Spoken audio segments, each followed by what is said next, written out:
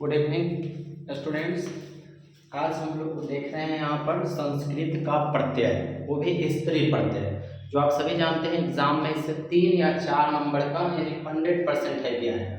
तो इसको आप बढ़िया से समझें कि स्त्री प्रत्यय है क्या और स्त्री प्रत्यय में आपको पढ़ना क्या क्या है, उसी से ज्यादातर सवाल बनते हैं। ठीक है, तो सबसे पहले स्त्री प्रत्यय क्या है। इसका प्रयोग पुल्लिंग शब्द को स्त्रीलिंग बनाने में किया जाता है, यानी जो हम लोग हिंदी में पढ़ते हैं कि पुल्लिंग से स्त्रीलिंग बनाए, उसी तरह से यहाँ पर हमको स्त्री प्रत्यय में संस्कृत में पढ़ना होता है कि इसको हम पुल्लिंग से क्या बनेंगे, स्त्रीलिंग। यानी कि जब स्त्री प्रत्यय जुड़ता है तो जो पुल्लिंग है वो क्या बन जाता है, स्त्रीलिंग। ठीक है बच्चों, तो आज हम इसमें देखेंगे और इससे आपको 3 नंबर जो है, ये आने वाली एग्जाम है उसमें आपको 3 नंबर का है। ठीक है, तो स्त्री प्रत्यय कहते हैं किसके हैं, तो इसका प्रयोग पुल्लिंग शब्द को स्त्रीलिंग बनाने में किया जाता है। यहाँ से तो पहले एक ऑब्जेक्टिव यहाँ से बन जाएगा कि स्त्री प्रत्यय कितने प्रकार के होते हैं, तो 8 प्रकार के। कितने प्रकार के होते हैं, 8। यानी स्त्री प्रत्यय टोटल 8 होते हैं, लेकिन पढ़ना कितना है, मात्र 2 होते 8 है, लेकिन हमको 2 से ज्यादातर क्वेश्चन बनेंगे, वही 2 आपको यहाँ हम बता रहे हैं।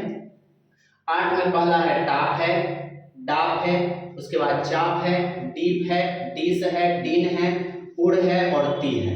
यानी ये 8 प्रत्यय है, जिसमें से आपको टाप प्रत्यय और आपको क्या कहते हैं, डीप प्रत्यय है ना, इसको डीप प्रत्यय कहते हैं। डीप प्रत्यय, ये 2 टाप और डीप पढ़ना है। तो पहला हम लोग देखते हैं टाप प्रत्यय कि टाप प्रत्यय जुड़ने से क्या होता है। तो यहाँ पर आप देख रहे हैं आप सभी, ये टाप प्रत्यय है, इसके अंत में आप याद रखेंगे कि अंत में क्या आता है, आकार आता है। आकार मतलब आकारांत, आकारांत शब्द आता है। जैसे एक जोड़ टाप, एक जोड़ टाप से क्या बना, एका। एक जोड़ टाप से क्या बना, एका। देखिए लास्ट में क्या आया, आ। लास्ट में क्या आ रहा है, आ। तो एक जोड़ टाप से क्या बना, एका, यानी ये पुल्लिंग है तो ये क्या बना, स्त्रीलिंग। श्वेत जोड़ टाप से क्या बना, श्वेता।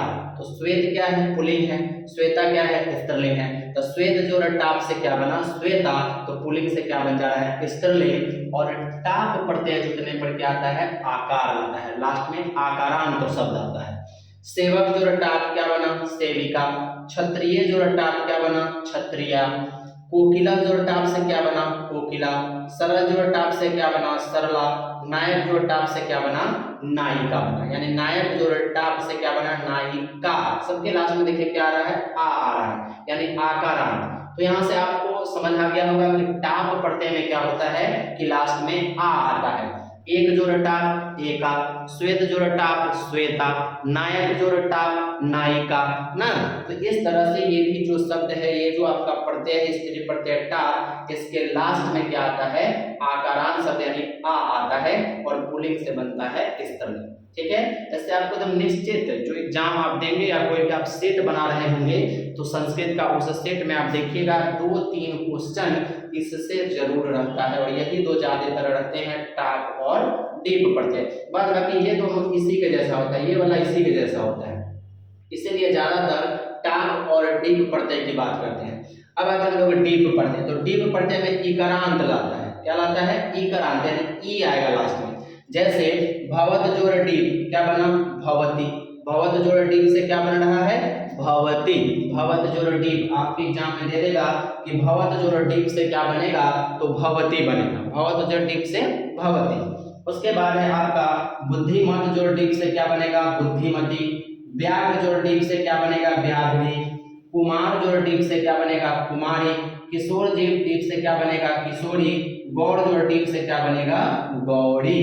तो आपने देखा कि सबके लास्ट में क्या आ रहा है, ई आ रहा है, यानी कि इकारांत शब्द आ रहा है। तो जब भी इकारांत शब्द आता है तो उस स्थिति में हम कहते हैं कौन सा प्रत्यय, डीप प्रत्यय। जैसे आपसे एग्जाम में पूछ देगा क्या कि कुमारी में कौन सा प्रत्यय है, कुमारी, कुमारी में कौन सा प्रत्यय है, तो आपको लास्ट में आ रहा है ई, तो आप कहिएगा क्या कि हम तो पढ़े हुए हैं, क्योंकि सर बताए थे कि क्या आता है कि ई इकारांत आता है तो उसमें डीप प्रत्यय लगता है। तो आप अपना 1 नंबर आसानी से यहाँ पर प्राप्त कर सकते हैं। सिर्फ ये याद रखिए कि ई जो आता है वो किस में आता है, डीप में आता है।